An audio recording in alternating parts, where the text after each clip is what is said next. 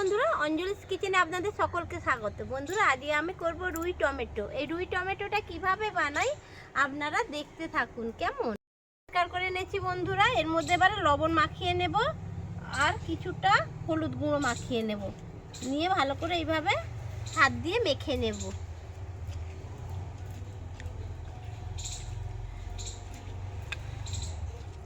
আর উনানটা ধরিয়ে নেব বন্ধুরা। সরিষার তেল দিয়ে দিচ্ছি বন্ধুরা, মাছটা ভাজবো বলে।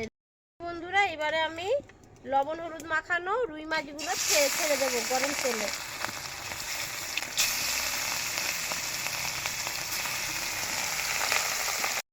করে আমি থালার মধ্যে তুলে নিচ্ছি ভাজা রুই মাছগুলোকে।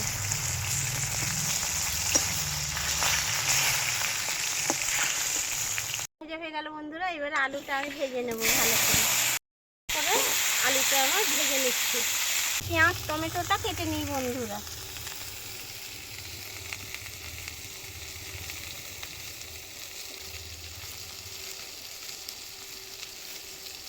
এইভাবে পেঁয়াজটা আমি কেটে দেবো।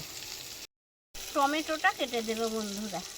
এই যে টমেটোটা একটু বেশি দেবো, যেহেতু রুই টমেটো, টমেটোটা আমার একটু বেশি দিতে হবে বন্ধুরা। টমেটো আর পেঁয়াজটা কাটা হয়ে গেল। টমেটোটা বেশি দিয়েছি, যেহেতু রুই টমেটো, টমেটো বেশি দিতে হবে।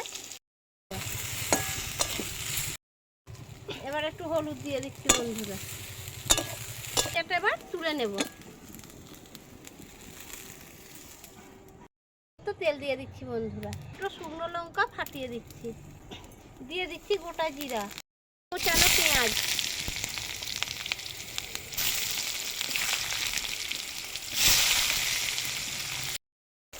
দিয়ে দিচ্ছি বন্ধুরা কোচানো টমেটো, পরিমাণ মতো লবণ,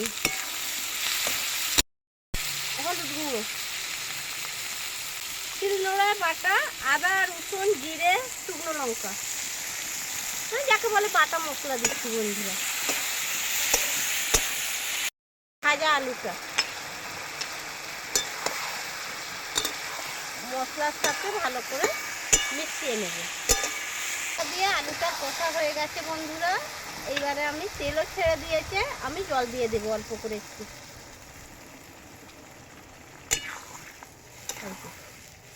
আমার ফুটে উঠেছে বন্ধুরা, আমি মাছগুলো দিয়ে দেব এক এক করে।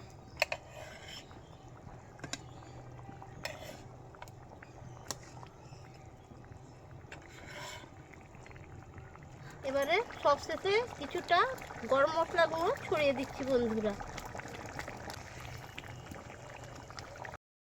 এবার আমি নামিয়ে নিচ্ছি। রুই টমেটো রেডি করে ফেলছি। কত সুন্দর হয়েছে, লাল লাল টমেটো দিয়ে খুব লাল লাল হয়ে গেছে বন্ধুরা, খুব সুন্দর হয়েছে। এইভাবে রুই টমেটো আপনারাও বানাবেন বন্ধুরা, খুব ভালো লাগবে। তবে রুই টমেটো কেন, সবই থাকবে, তার মধ্যে একটু টমেটোটার ভাগটা বেশি দিতে হবে, বেশ টক টক খেতে ভালো লাগবে। খুব সুন্দর হয় বন্ধুরা, খুব সুন্দর হয়েছে। আমি একটু খেয়ে দেখাই বন্ধুরা কেমন হয়েছে। হ্যাঁ,